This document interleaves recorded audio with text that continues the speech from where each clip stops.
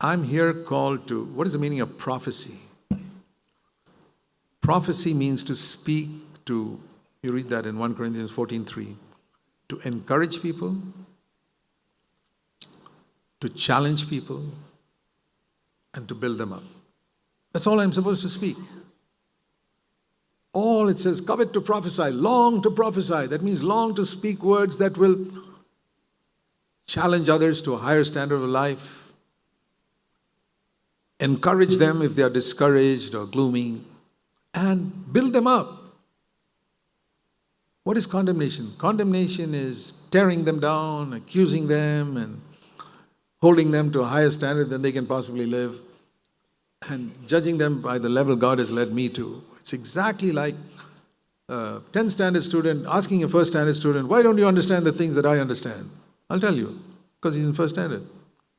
So who's the stupid person there? The stupid person is the 10th standard student who's expecting the first standard student to know all that. And I really believe so many people who are pretty holy in their lives are pretty stupid because they judge others. They condemn others. Even if they don't say it with their lips, inwardly they condemn them.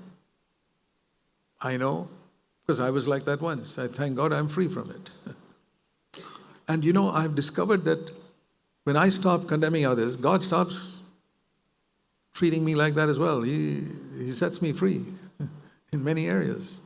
It's a tremendous liberation, and if you don't believe it, try and practice it from today and see what happens in your life. Your life will suddenly rise to a much higher level than you have ever experienced till now.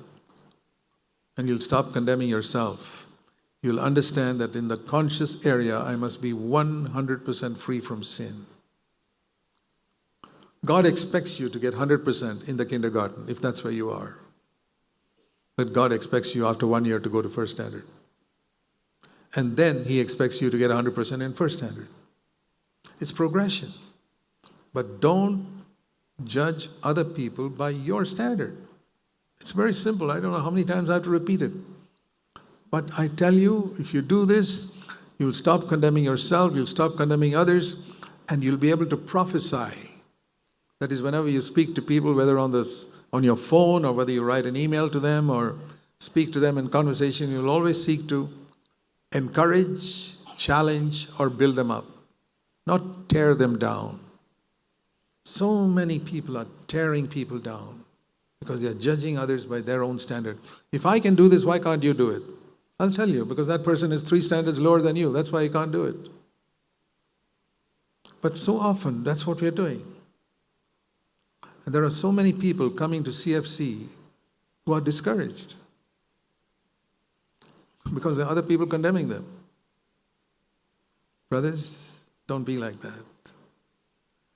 If someone comes here and they're not up at your level, do something to, maybe you're in postgraduate, you're doing master's degree, okay, fine, praise the Lord. But that poor boy or girl is in 2nd standard. Please try and help them to come to 3rd standard. They will not come to your master's degree standard overnight. Just lift them up a little bit. Encourage them, challenge them. Show them how wonderful Jesus is. Help them to see the glory of Jesus and lift them up. It's a tremendous ministry that every one of you can do. Don't leave it just to the preachers and the leaders and the elders. No, how can elders deal with a congregation like this? It's impossible.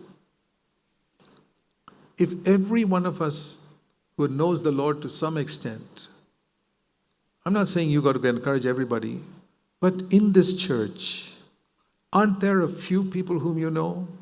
Maybe a small circle, maybe 5 people. Out of 600 people, you know 5. Fine. When you meet those 5 people you're very close to, what do? Do you encourage them? Challenge them? Share with them something that will build them up?